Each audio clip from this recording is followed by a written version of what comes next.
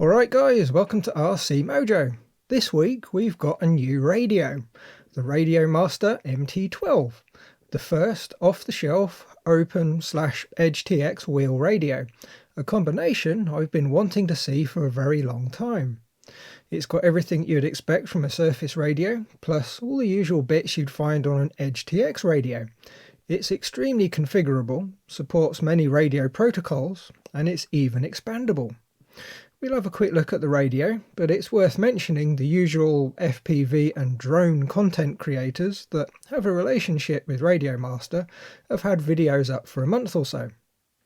Okay, in the box we have a rather nice carry case, a quick start guide with just enough info to bind a receiver and tell you that the actual manual is on the website, which for EdgeTX is fair enough. It changes so quickly with firmware updates, a printed manual would really be a bit silly. Also, we have a sticker sheet from the RadioMaster TX16S. I guess at some point in the future they will do one featuring the MT12, but still nice little extra. In the case we have the radio, which is very well protected in there, so ideal to chuck in the boot of a car with a couple of trucks and not worry about it getting damaged. The radio itself has a bit of weight to it, and the first impressions are good. It has a nice premium feel. It doesn't feel cheap and nasty. In the other side of the carry case is the box of accessories. Now we'll have a better look at them in a bit, but just quickly, we have the two switch modules you can fit to the foot for extra switches, a receiver. Now this is the FreeSky compatible one, as I went with the 4-in-1 transmitter. We have a USB lead and a screen protector, a very chunky wrist strap, and a nano transmitter module adapter. A very nice set of bits. Next, we'll have a quick chat about why I'm so excited for this radio. Now, a number of years ago, we converted a Henglong tank to hobby grade RC, and to control it, we used a Turnigy 9X transmitter. But like so many transmitters, you couldn't really set it up to control all the functions properly. It was always a bit of a bodge. However, there's some replacement firmware called ER9X that completely changes how the radio works, making it possible to use it for just about any type of model. Mixing the controls for the motors, slowing down the acceleration of the turret was all very easy to do and really made the tank fun to use. Next, I really wanted a surface wheel radio with the same setup as the 9X. I started designing my own hardware, but I've never finished it. Instead, I got one of these AR Uni kits. It's basically a universal version of an upgrade board for the 9X transmitter. It's got a far better processor, as well as a few other bits. The plan was to gut an old 27 MHz radio, and add a box to the top with all the electronics. It's a lovely bit of kit with some really clear diagrams. One day I might actually put it to some use. Next up in my open/EdgeTX saga, I got a Jumper T16 not long after it came out. A nice radio, but not without its issues, but it did end up replacing my DX8 that I was flying with. Welcome to EdgeTX. With a big colour screen, it was a joy to use. Now there's also the RadioMaster TX16S, which is similar, but it also had a touchscreen, making things even easier. But it just wasn't a surface radio, and I still wanted a wheel.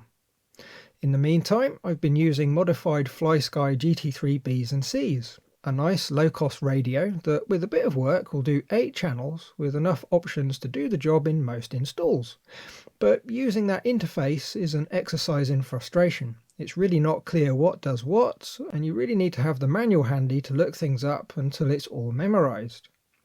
Then we have the RadioLink RC6GS, another solid radio with plenty of setup options and, importantly, a nice clear menu system. It really is nice to use, but it's only 6 channels. Well, actually it's 7 with the right receivers. The gyro gain knob acts on channel 7, but it's still a bit limited in what you can do. So what I wanted just wasn't quite there. But now we have the MT12. It doesn't have the large colour screen for the telemetry and setup. Hopefully that will come in an upgraded module if the MT12 is popular though. But it does have all the other features from EdgeTX. Now if you've used OpenTX or EdgeTX on a full-size radio, the menu buttons will all be quite familiar. We've got System, Model, Next and Previous Page, the power button, Return and Telemetry, with the Roller and Set button in the middle. It's absolutely your typical EdgeTX setup. There's 4 trim switches around the wheel, which can be used for trims, or you can set them up to do just about anything else you can think of. There's a 3-position toggle under the wheel, which is ideal for a 3-speed gearbox. On the handle, there's another rocker and a button. The trigger can be moved, so you can set it up for short or long throttle fingers. Both the wheel and the trigger spring tensions can be set up too. There's a couple of rotary knobs, plus there's 2 more buttons I didn't find right away, one under the wheel and one on the end of the foot. The antenna at the top can be rotated to change the polarization, which is a nice gimmick, but at the range most people run trucks, it's not going to be all that useful. If you want some more inputs, there's a slide out section in the foot where you can fit expansion modules. More on those a bit later. On the other end of the foot is a USB-C charge connector that supports fast charging. Also, that big bit under the connector is one of the buttons. At the top, under the flap, you have the trainer connector, just like an aircraft radio, USB-C for data, micro SD card slot, headphones and an aux port that should be usable for upgrading the firmware on receivers and other bits and bobs. Inside the foot there's the battery holder for a pair of 18650 lithium cells, or RadioMaster do a 5 Ah pack that drops straight in, but the 18650s at 3.5 Ah should last plenty of time, but I will need to test that out. While the battery's out, we can see the connector that the expansion modules plug into. I think it carries power and ground and 2 analog inputs, and that fits with the included modules at least. However, the connector has 5 pins, so there's something else going on there too. It'll be interesting to see if a blank insert will come up on Thingiverse for 3D printing. We can then make custom panels with 3-position switches or anything else we want. The radio comes with the 2 modules. One has a thumbstick that's suspiciously similar to one from a Nintendo Joy-Con, which does make me wonder if it's going to suffer with the stick drift. The other one just has 2 2-position toggle switches. It would have been nice to have 3-position, but they'll be useful nonetheless. To fit a module, you just remove the blank and then clip it in place. Connect up the connector and clip the wires up out of the way. Then in the menu, you enable it and calibrate. After that, the inputs are available for use to do whatever you want with. Now I've connected up a battery and put the cover back on so we can power up the radio. Welcome to EdgeTX. Switch warning. And we've got full sound with the standard EdgeTX voice. All the sounds are stored as WAV files on the SD card, so it'll literally play any sound you want, and with a bit of setup it'll play them whenever you want. We've got a switch warning, so we need to figure out which switch is out of position before it'll clear. Or of course we can just hit one of the menu buttons. You can of course disable it completely per model, but it's useful if you need to set it to a safe state before you power up a model. The screen itself isn't too bad. The contrast could be better, but it'll do. It could be the contrast setting, but most of these little 128x64 screens can be a little grey. The screen is also rather slow. Fast-moving things that are only a pixel wide tend to disappear, but that's not the end of the world. On the channel monitor screen, you can see the bar graph on the channel is fading in and out. In the model setup menu, we have all the familiar EdgeTX entries. Model select, drive modes, which would normally be flight modes, inputs, the mixer, and the outputs. Custom curves, logical switches, which is where EdgeTX becomes very interesting, and special functions, which really make EdgeTX quite awesome. And it also reminds me, the radio has RGB lights, because why wouldn't it? There's more in the menu, but that's 100% just EdgeTX. Look up any beginner guides for model setup and you'll get the idea. It's wildly different to any other type of radio, but amazingly powerful. By default, the RGB lights are set up to change depending on the throttle, using logical switches to detect position, and then special functions to set the colours. And as well as the static colours, we also get some police lights where the radio is running a Lua script. Lua being a programming language, meaning that with a little code you can make the LEDs do whatever you want.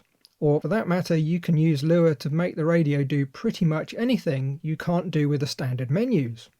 In fact, it's such a powerful system it'll actually run games like the included Breakout. It does run nicely, but the screen's so slow you can't really see the ball. It's original Game Boy levels of blur. It's still fun to see it run though.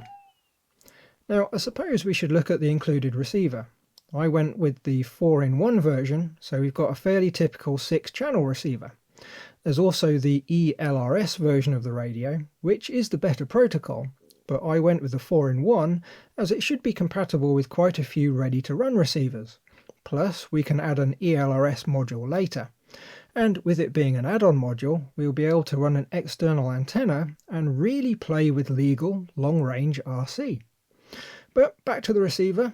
Now it's already bound to the transmitter out of the box, so we should just need to connect up a couple of servos, power up the transmitter, then connect a battery. The receiver has telemetry, so the transmitter knows if it's there or not. It all just works without any fuss, although I did notice if you get too close, the radios do swamp each other out, losing connection. Very common and not really an issue, you just need to make sure they're a few inches apart. In the telemetry we get the receiver battery voltage, which isn't hugely useful on most electric setups as you're just going to be seeing the voltage from the BEC. Other receivers do have more information though, such as main battery voltage and current. What is useful is the signal strength. You can set the radio to announce if the signal is getting low before you run out of range. That just leaves the wrist strap, which is a nice thick fake leather one with RadioMaster embossed on it. If you like to strap on your radio, it's a nice option. There's also the USB lead, which is just a standard A to C. And there's also a screen protector, which we might as well fit, quite badly. I peeled off the wrong side first, but while I do that, let's chat about who this radio is actually for. You see, if all you do is bash buggies and monster trucks, you really won't get much from the features. It's a nice radio though, but really doesn't bring you much for the basic basher, who just runs a steering servo and an ESC. Where this radio really comes in are the more complex setups. At a basic level, 4-wheel steering is a doddle. Controlling winches with momentary switches really isn't an issue. Trucks with lots of lights and servos aren't a problem either. You can start looking at maybe the large-scale petrol models and perhaps add 2 brake servos, one for the front wheels and one for the rear, and use one of the knobs for on-the-fly brake bias. Also, if the car's rear-wheel drive or has a centre diff, maybe you could lock the front brakes and use it as a line lock for burnouts. How about channels? The 4-in-1 can run up to 16 channels depending on the receiver, plus you can add a second transmitter module for another 16 channels on a second receiver. You could add that up for 32 total channels, or how about fitting the receivers to 2 models, maybe a lorry and a forklift. You can then use the drive modes to switch between them, maybe using a custom sound to announce which model you have selected when you switch between them. The learning curve is almost vertical on EdgeTX, but the use cases are pretty much unlimited. The first model I'm going to set up will probably be the Scania 770S. It's already got a 16-channel receiver, so we just need to bind it and set up the channels. Also, remember the WP-E1 tank that we fitted the FPV setup to with the pan and tilt gimbal. We'll be able to plug in the head tracker to the trainer port and have a full head tracking camera experience, so that project should get going again soon. We'll also need to use an ELRS module, so we'll look at that too. So yeah, that's the RadioMaster MT12. Hopefully just the first EdgeTX surface radio of many. It's not for everyone, but those that need the configurability, it's been a really long time coming. I'm sure the MT12 will pop up in future videos, but I'm probably not going to go down the route of hundreds of setup videos, as there's already lots of videos on the flight radios. Countless articles going through setups, plus I'm not that much of an expert, but I usually get the job done. So anyway, that's going to be it for this week. So as always, thanks for watching, like if you like, subscribe if you haven't, and leave a comment if there's something on your mind. Bye guys!